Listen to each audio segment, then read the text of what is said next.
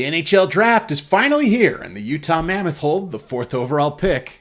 And this one really matters. If Utah wants to lift the Stanley Cup in the next few years, they've got to nail this pick. Hi, I'm Keith. I'm from Hive State Hockey, and we've already broken down the Mammoth's 3-year trajectory and the JJ Peterka trade, and even what things may look like this fall. But now, it's draft time.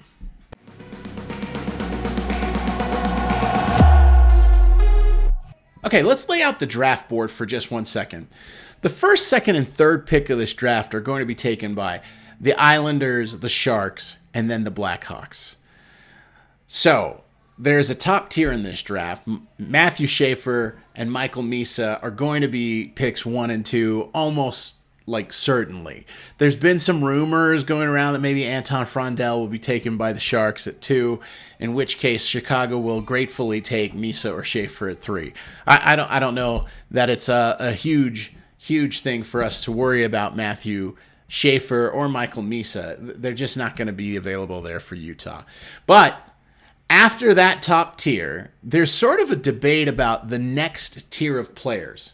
And within it are 3 centers and a winger. The 3 centers are Anton Frondell from Sweden, Caleb Desnoyers, he is a French-Canadian, Porter Martone is the winger, and then James Hagens. He has been playing at Boston College. So James Hagens, Frondell, and Desnoyers, and then you have Porter Martone is the only winger that's in that group. Within that, conventionally speaking, that is where you're going to see one of those 4 players being taken at 4. And it'll be, down to 3 of those players because Chicago is likely going to take one of those players. But here's where things get a little more interesting. You see, Utah needs a center badly, and beyond that, Bill Armstrong has just shown before that he's not afraid to reach when it comes to the draft. There's always a conversation that he's adamant over and over about again, that he is all about drafting the best player available. And the thing is that is probably true in his mind, but it is not true in the sense of the consensus idea. The bottom of every NHL draft broadcast that says the best available players. Bill Armstrong does not give a toot about that at all. In fact, what you're going to see is that Bill Armstrong will select the best player that fits his organization for what they're trying to accomplish at that time, based on the factors within their own organization. That is a huge parenthesis that goes over selecting the best player available. So Bill Armstrong's meaning behind that is not necessarily the best player in terms of the asset which they provide or what they could do to trade that player in the future. Instead, it is who is the best fit for what they're trying to accomplish within the organization. When you take a look at it, I think it'd be irresponsible for any Utah Mammoth fan to not take a look at this draft and think that there are 3 other players, all at center, who could just potentially sneak their way up to that 4th pick in the draft. And that's where Brady Martin, Jake O'Brien, and Roger McQueen come into the equation. So let's run through the prospects most likely in play at pick number 4. And let's just start with the top names. Anton Frondell, his ceiling, you can see, I have him as a 1C. His floor is maybe a 3C. The big Swede had his best draft year in the Allsvenskan since Elias Pettersson. His shot size and international production stand out, and he's inconsistent at times. He's not necessarily a great skater, and honestly, there may be some questions that maybe he makes more sense as a winger. But if everything goes right, there are shades of Alexander Barkov, and it would be pretty good to have Alexander Barkov on your hockey team. Also, Nick Suzuki, really useful player for the Canadians. James Hagens, last year's consensus number 1 pick. 1 year ago right now, everybody was like, James Hagens, that's the guy. His ceiling, to be a 1C. His floor, middle 6 winger. We're talking about an elite playmaker, silky hands, and a top-end skater, but a shot is only fine. If you're looking for incredible finishing at the net, You're not necessarily going to get that. And beyond that, he's a little bit smaller, and his production dipped last year. And the big question is, did his production dip because he was deferring to Ryan Leonard, or was it because he had an increase in his competition level in the NCAA? Regardless, he plays sort of a small man's game. He goes outside in. He doesn't go into the front of the net. He doesn't necessarily help you attack on all areas of the ice. In my mind, the worst case scenario is that he's like a Matias Michelli, and that gives you all sorts of sort of line mate problems, and Utah already has that. And speaking of already has that, his shades of are Jack Hughes and Logan Cooley. Now, there's been some conversation that, well, Utah can't go with James Hagens because they have Logan Cooley already. But to me, if you can get another Logan Cooley, that's pretty good. I mean, you could trade that player for a really good asset in the future. I think that isn't necessarily harmful to have players of the caliber and skill of a Jack Hughes or Logan Cooley. And James Hagens, again, at one point was considered the no-question consensus number one pick. He had a little bit of dip in production, but maybe it wasn't because he had an increase in his competition level. Maybe he was just playing with Ryan Leonard. And Ryan Leonard took the spots closer to the net, and he deferred to Ryan Leonard and have him have a really, really successful year, while they had a really successful year at Boston College last year. So that's James Hagens. Caleb Desnoyers. All right, Desnoyers, here's the thing. He wins everywhere he goes, and the thing that is kind of his elite thing is that he has a high IQ. He really understands the game the right way. He goes to the areas of the ice that help his teammates be more effective. He makes passes that aren't really seen by some of the other players, but that's just the thing. He plays a really mature game, but he's not necessarily elite at anything except for maybe the way he thinks about the game. He doesn't skate incredibly well. He doesn't check incredibly well. He's just kind of good at everything. And that, by the way, cannot be slept on. That, to me, sounds like a very, very good things, but it's probably not a 1C type of player. It's more like a second line center. However, the shades of are really favorable to Caleb Desnoyers. In my opinion, if you can get a Jonathan Toews, that's like if everything works out. That's like if you get him in the right scenarios with the right players around him and he is your captain and he's seen everything like that, that leads you to some really great places, as it did for Jonathan Toews. Sean Couturier, also an incredibly intelligent player. He's won a Selke Award for being the best defensive forward in all of hockey. That is a really favorable comparison for Caleb Desnoyers. The question is do you want to use a 4th overall pick on getting somebody like Sean Couturier? Maybe not. Jonathan Toews? Maybe. Be interesting to see what Caleb Desnoyers becomes. Porter Martone. I love Porter Martone's game, okay? He is a awesome offensive player. He's incredible to watch when he's out there. He is a playmaker, and then he's also a net front monster. He's got a nonstop motor and just absolutely commands the front of the net. I mean, if you were a goalie, you would just get so tired of dealing with the screens from Porter Martone. And beyond that, if you're a defenseman, you got to wrestle this guy all night. That just does not seem fun at all. For the style of game as a power forward and all that stuff, he also has the puck skills in passing. He's a great playmaker, but he really finishes in front of the net. He scores. He just doesn't have kind of the nasty that you would hope he'd have, considering how big he is. You'd like to see him get a little bit nastier on the ice. Not in an undisciplined way, but in a way that certainly puts a little fear into the other team. If he got a little bit of nasty to him, whew, this becomes an incredible player and a bona fide star in the National Hockey League. The comparisons for Porter Martone are Corey Perry and Brady Tkachuk. And when you think of the style of hockey that is played during the playoffs, you just have to think that Porter Martone raises the level of what you get currently from anybody on the Utah Mammoth. I mean, on the wings, they just don't have that player. Cooley isn't this kind of player. He's not a net front player. He's not a screen in front of the net player. That's just not who he is. You're not getting that from Gunther. You're not getting it from Keller. You're not going to get it from JJ Peterka. Maybe Porter Martone gives you a different way of generating offense for the Utah Mammoth in the years to come. And having different ways to score goals makes all the difference, because sometimes different matchups open up different opportunities. And since we're talking about playoff hockey, now it's time to talk about Brady Martin.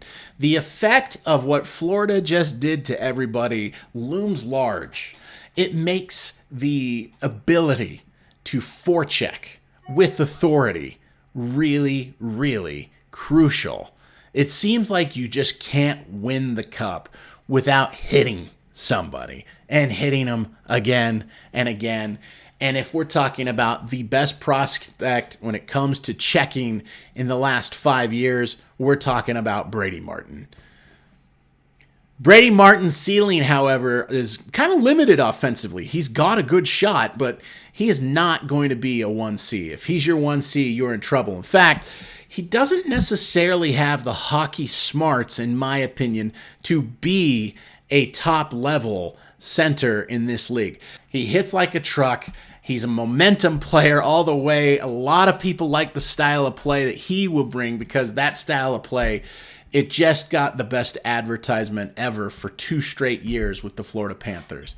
And, making the crowd get into it, making your bench rattle their sticks against the boards because they just are so enthusiastic about the painful hit that was just laid. That's not nothing. That's a skill.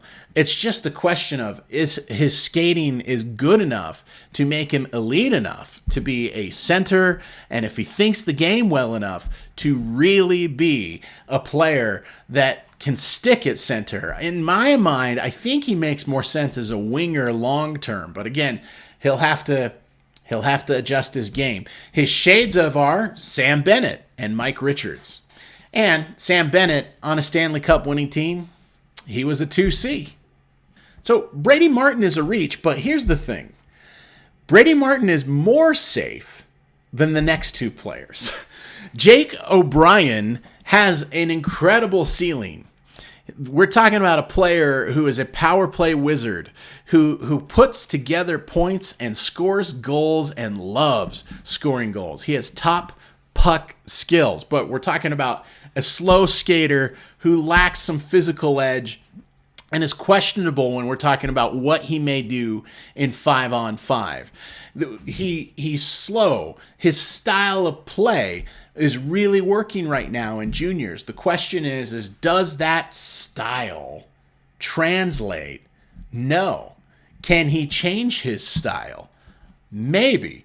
But if you're predicating, like if you like what you see with Jake O'Brien, but then you're like, but he can't play the way that makes him really good in juniors at the next level, then I don't know what we're looking at exactly, right? And that's why I think his floor is really low. Like, I think he's either a 1C or I think he might not be in the league ever, okay? It's a big, big swing. But if everything works out, shades of Matt Barzal and Ryan O'Reilly. Let's move on to Roger McQueen. Roger McQueen is the story of injuries. I mean, we are talking about the biggest of big swing, but 6'5", but doesn't rely entirely on his size to be an excellent offensive hockey player. He has a huge ceiling, a huge plausible upside, but the problem with him is all of the injuries, and they're back injuries. Yikes. He's missed so much of his development because of his injuries, and that means he might be a little bit behind the curve. But you combine what he can do physically and his athleticism and the way that he plays the puck, There is some real exciting things on tape when you watch Roger McQueen. I really like the player, but I don't like the risk. If it all works out for Roger McQueen, shades of Ryan Getzlaf or maybe Jordan Staal. The other question that I thought I would address quickly is, could Utah trade the pick? I think it's very unlikely. Top 10 picks almost never get moved in the NHL, especially not with a major return. And for the 4th overall pick for the Mammoth, after the luck that they got in the lottery, they just would have to get like a top pair right shot defenseman in return that you can, lock up long term, or another 1C caliber player that gives you leverage in your negotiations with Logan Cooley. I think teams they tend to like to reward their scouts. Bill Armstrong was a scout, and so he does that especially, in my opinion. He's not moving away from the pick unless somebody blows him away. Otherwise, he's going to reward his scouting staff by selecting the player they've devoted the last year, maybe 2 years of their life putting research into, to make sure that they have all the right intel about the player and what they'll become. What would I do? Well, here's how I rank these players that I see in that next tier down. The players that I think Utah would be considering drafting at number 4. And to me, I would go James Hagens. I just love the star upside, his elite skill. He had a decrease in production. But when you tell me I can get another Logan Cooley on my team, sign me up for that. He might be small, but I think he thinks the game big, and I think that he can bring his game along. Anytime you can get a player who was at one point considered the absolute best player in this draft, the only reason people got scared of him in comparison to him 1 year ago is just that his production went down. But we know hockey is a game of fit. It's a game of fit and situation. I'd rather bet that the fit wasn't great and go with James Hagens, and then figure it out later in terms of the fit with Logan Cooley and James Hagens. But if you can go Cooley and Hagens on the top line and on the second line, I don't know, that doesn't sound like as bad as everybody else seems to make it. Next, I would say Porter Martone. Martone brings something that this team just doesn't have. It's not a player that is out there and easy to get. And beyond that, a big physical power forward that can bring a lot of pop on the offensive end. Yeah, that seems like it'll be hard to get in free agency as well. And to trade for. I just think it would be tough. Power forward presence, playmaking juice. Porter Martone, second on my big board. Third, Anton Frondell. I believe he's a little bit of a safer pick, but he's a center, really productive in his time in the Allsvenskan. And beyond that, I just like the player. I like the style of what he is. It's not as flashy, but he gives you real production. Next, Caleb Desnoyers. For me, we're talking not flashy, right? In Frondell. Frondell, he looks like Marilyn Monroe next to Caleb Desnoyers. Desnoyers, high floor, mature game. Not a super needle mover, but the fact that his teams win everywhere he goes, high character kid from everything that you read about him, you could do worse than get Caleb Desnoyers.